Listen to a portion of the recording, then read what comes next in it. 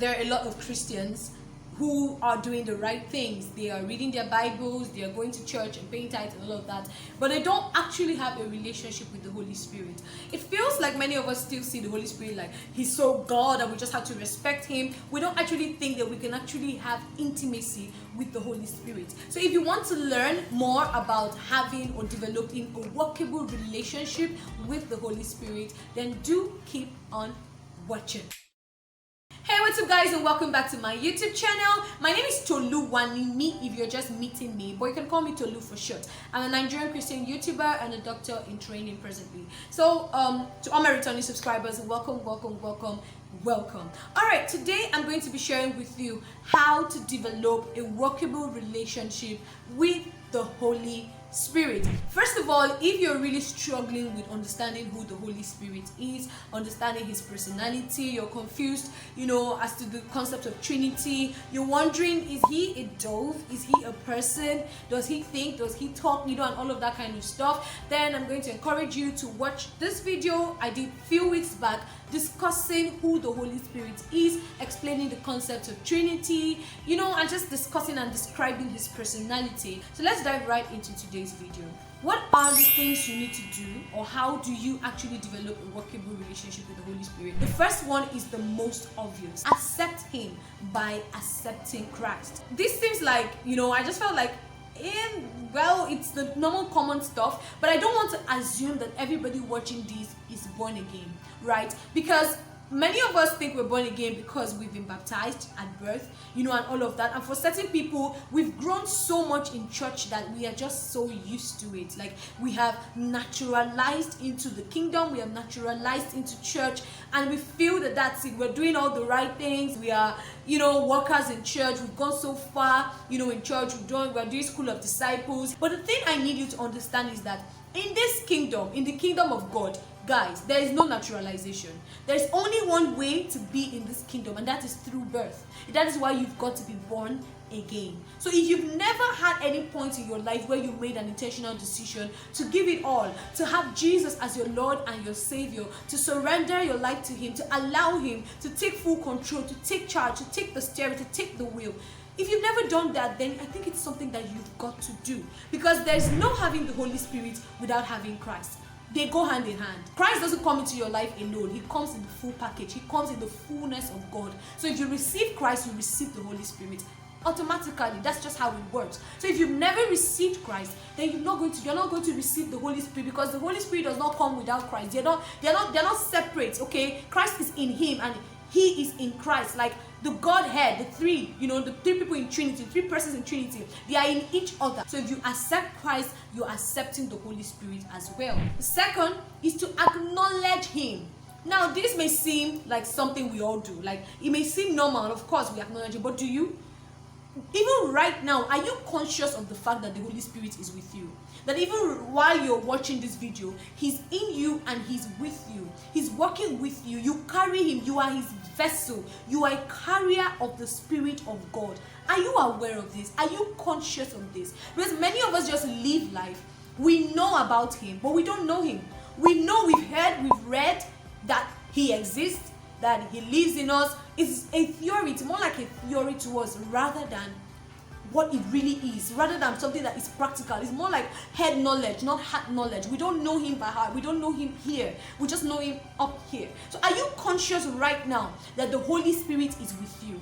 Are you conscious every waking moment of your life that the Holy Spirit lives in you and lives with you? The Bible says, he that cometh to God must believe that he is. So for you to experience that intimacy, that relationship with him, you must believe that he is with you. You must believe he is a person. You must believe that he is your God. He is your lover. He is your friend. And how do you get conscious of the Holy Spirit? Because I told you guys that we're going practical here, right? We're not just doing theory. We've had enough of theory. How do you get conscious of the presence of the Holy Spirit? It's by making a decision to be conscious.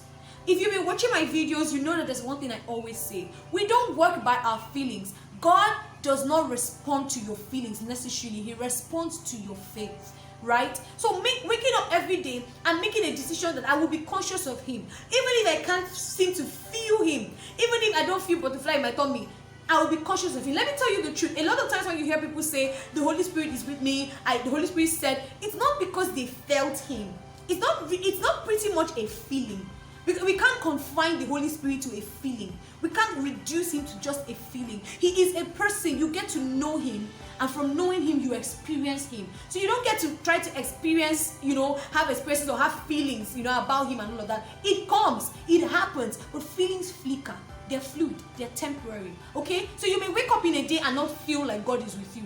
It doesn't mean that he's not with you. So wake up and make a decision. It's a daily decision that as I wake today, as I step up, as I go into the day, I am conscious of the Spirit of God with me. I am conscious that he lives in me and that he is with me. I am conscious that he speaks, he has a voice, he's not dumb. He is real. He is a person. Many of us have confined the Holy Spirit to just a thing of the mind. We think the Holy Spirit is just our mind thing.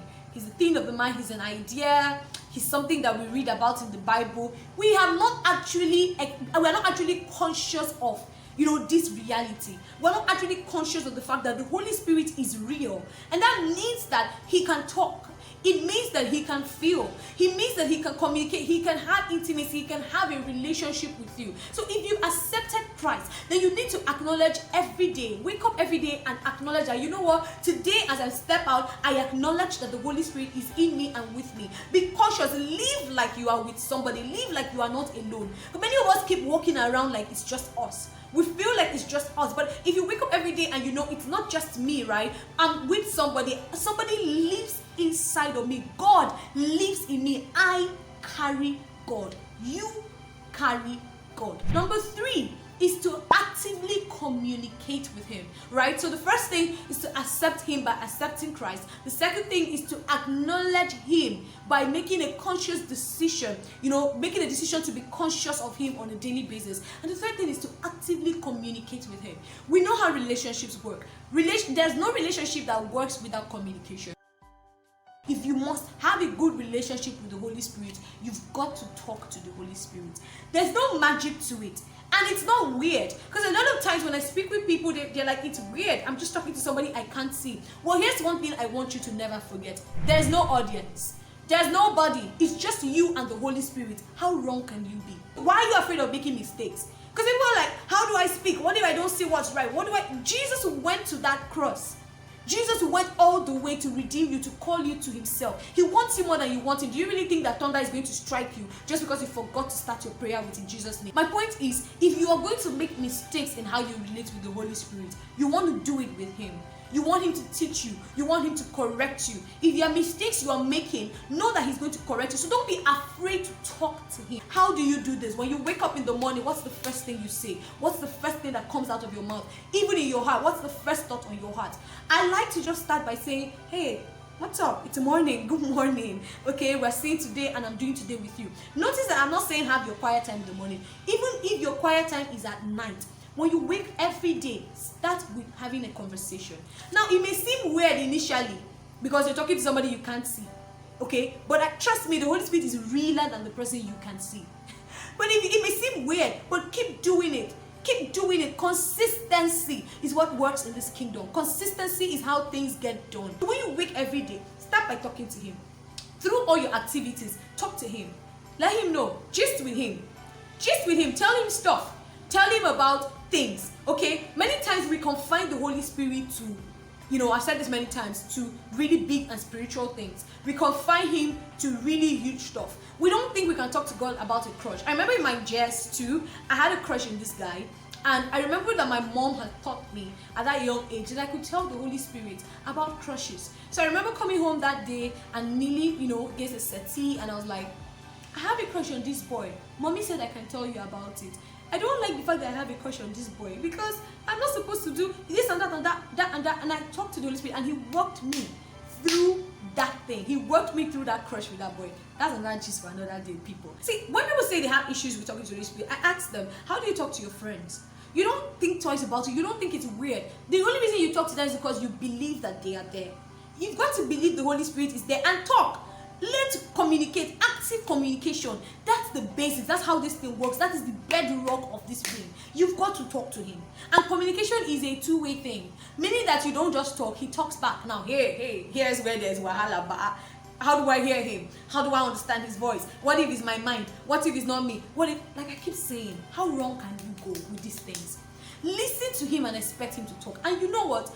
Many times when he speaks, he's not going to be a cloud. A cloud will not open and speak to you. You're not going to hear a loud voice in the room. You're not going to hear, it may not be, the earth may not quake. And many times it's an impression on your heart. So when people come and tell you, the Holy Spirit told me, we kind of feel like, oh, he appeared to her in a dream. Oh, he did. While he can do all these things, God can be dramatic, God can do all of these things. Many times, because he lives in you, he doesn't need to go outside of you to talk to you. He lives in you. It's like two people being married. It's weird when the husband has to go outside and tell somebody else, go and tell my wife. You're married to Jesus. He doesn't necessarily need to go. While it may happen, a lot of times when you're not mature and you're still growing and trying to sharpen your senses, understand that God doesn't necessarily have to go outside of you to talk to you, right? So sit in that place and let him speak to you. Let him talk to you. Listen to him. Listen to that what's on your heart. Because many times it's just what's on your heart that he that he speaks, that he says to you. So communication is a two-way thing. You don't just talk, you let him talk too. Also, allow him in your everyday ordinary life.